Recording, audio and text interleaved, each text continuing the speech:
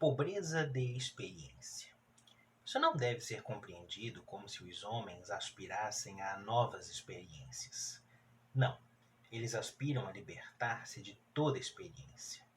Aspiram a um mundo em que possam ostentar tão pura e tão claramente sua pobreza, externa e também interna, que algo de decente possa resultar disso. Quando Benjamin fala da pobreza de experiência, a gente precisa ter em mente de que experiência é essa que o Walter Benjamin está falando. Benjamin fala de uma experiência que está se perdendo. É uma experiência que nós tínhamos, mas não temos mais. Tínhamos antes do quê? Antes da modernidade.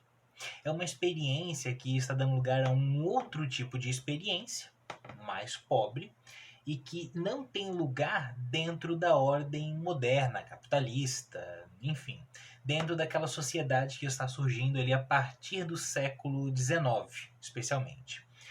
Mas é preciso ter em mente que, para o Benjamin, esse avanço da modernidade ele não é automático e muito menos se dá por igual. Não. A modernidade avança de forma diferente nos diferentes lugares, em diferentes tempos e diferentes sociedades daquele contexto. Ele se detém na Europa Ocidental, especialmente a Alemanha, a França, enfim, naquele contexto do histórico, geográfico e social ali. Mas nós podemos aproveitar essa leitura dele e pensar, e por aqui, será que não se deu da mesma forma? Vamos ver. Para o Benjamin, a experiência ela tem uma dupla dimensão, como experiência coletiva e como experiência individual, ou vivência. Junto a essa ideia da experiência, para ele é importante a transmissão da experiência, que é vinculada à narração. E esse é o diferencial da análise do Benjamin a respeito da experiência. Para que essa experiência ela seja transmitida, é preciso que haja um contexto comum para o narrador e para o ouvinte. Aquilo precisa fazer sentido, aquela experiência transmitida, ela tem que fazer sentido para quem está ouvindo, para quem está recebendo aquela experiência. E é isso que está se perdendo com a modernidade. Ou, melhor dizendo, a modernidade destruiu essa experiência coletiva porque acabou com o senso de comunidade, de coletividade. A experiência, então, dá lugar à vivência. E qual é a diferença? Quando Benjamin, então, analisa essa pobreza de experiência, ele relaciona o fracasso da experiência coletiva com o fim da arte de contar histórias. O começo do texto dele fica um tanto quanto mais claro aqui para o nosso entendimento. Diz o seguinte: em nossos livros de leitura, havia a parábola de um velho que, no leito de morte, revela a seus filhos a existência de um tesouro oculto em seus vinhedos. Bastava desenterrá-lo. Os filhos cavam, mas não descobrem qualquer vestígio do tesouro. Com a chegada do outono, porém, as vinhas produzem mais que qualquer outra na região. Só então compreenderam que o pai lhes havia transmitido uma certa experiência. A felicidade não está no ouro, mas no trabalho duro. Tais experiências nos foram transmitidas de modo benevolente ou ameaçador à medida que crescíamos. Ele ainda é muito jovem, mas em breve será um dos nossos.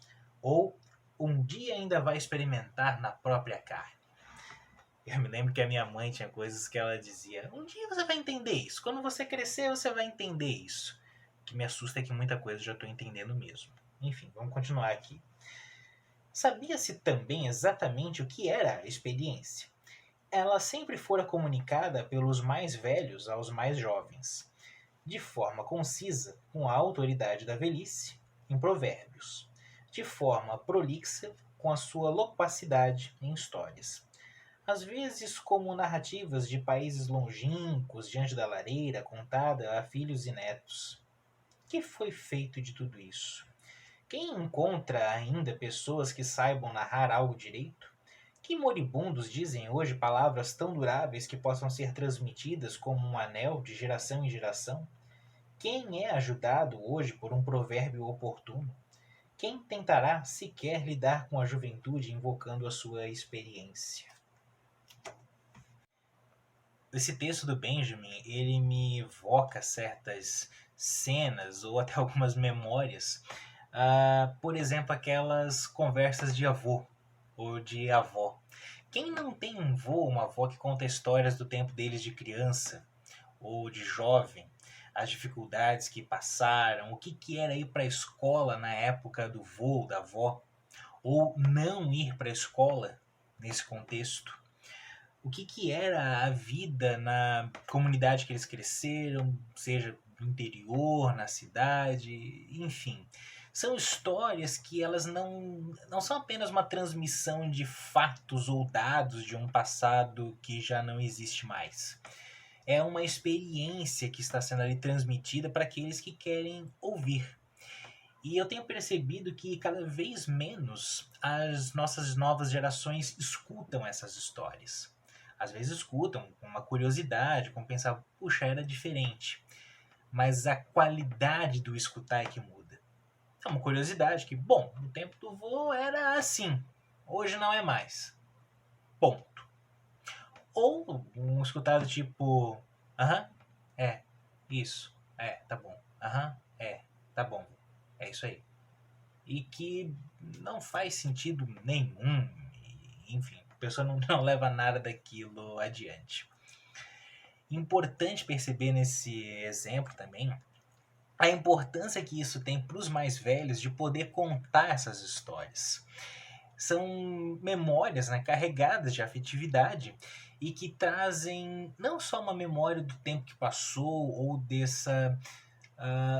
é um mundo que eles viveram e que não existe mais. O nosso mundo de hoje é completamente diferente do mundo dos nossos avós, por exemplo. A geração dos nossos pais para a geração dos nossos avós não é tão distante quanto a minha geração com a dos meus pais, por exemplo. E as gerações mais novas, né, as pessoas nascidas depois do ano 2000, por exemplo, já experimentam uma diferença ainda maior. Eu vejo dessa maneira, pelo menos. E como que o Walter Benjamin vê tudo isso? Até então, antes da modernidade, essa era a maneira tradicional de se transmitir experiência. Agora, existem outras formas de transmissão de uma outra experiência. Na análise do Benjamin, ele se detém especialmente em duas formas: o noticiário e o romance. Os dois tinham como veículo de transmissão o jornal, pelo menos no século XIX. Depois algumas coisas vão mudando, enfim. Mas o que essas duas formas de contar histórias têm em comum? A durabilidade daquilo que está sendo transmitido. Uma notícia não é um tipo de informação durável, por exemplo. A notícia de hoje, amanhã, não vai fazer tanto sentido assim. As notícias dessa semana, no mês seguinte, podem ser inúteis, irrelevantes. Não tem mais aquela durabilidade, por exemplo. Diferente das histórias do vô, por exemplo, que duram e passam de geração em geração, fazem parte de uma comunidade, de um grupo, de uma família, enfim, por vezes até se integrando na cultura e na sociedade de uma época, de um determinado local e assim por diante. Um outro elemento importante para levarmos em conta aqui é o tempo. Quem tem tempo para contar histórias? Quem tem tempo para ouvir histórias? Benjamin analisa uma outra mudança importante nisso tudo, de que esse consumo rápido de informações pelo jornal, ele é proposital, as pessoas não têm tempo para isso. Você lê o jornal e pronto, acabou, tá bem informado a respeito disso. Porque você tem que ir para o trabalho, seja ele na fábrica, na firma, onde quer que seja, e não há tempo para metabolizar essas informações e transformar elas em um conhecimento que seja durável, ou que isso faça sentido de alguma outra maneira para além daquele fim determinado que está dado ali. E aí eu fico pensando, é muito diferente para nós hoje? Como que é a sua rotina?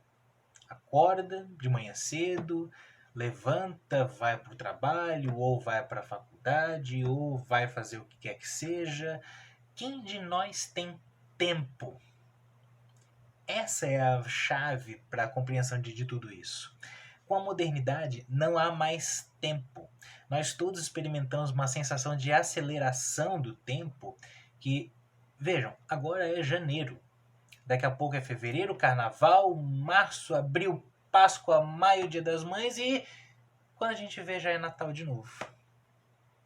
Eu, pelo menos, fico espantado às vezes que uma semana parece que dura pouco. Nós não experimentamos o passar do tempo da mesma maneira como os nossos antepassados experienciavam isso, por exemplo. As nossas festas, inclusive, as datas pré-fixadas no calendário, elas estão se tornando cada vez mais iguais. Os nossos natais têm muita diferença? Aliás, Natal, Páscoa, essas comemorações que ainda têm um fundo religioso, elas são muito diferentes ou são só mais uma oportunidade de consumo? Se nós formos pensar nos feriados cívicos, a mesma coisa. Descobrimento do Brasil, independência do Brasil, proclamação da República, qual é a diferença entre esses feriados? Para a grande maioria das pessoas é só mais um dia para ficar em casa. Ou não. Agora, esses assuntos me trazem à tona uma outra frase que de vez em quando a gente escuta. Antigamente tudo era melhor. O vô e a avó contando a história geralmente faz porque no meu tempo é que era bom.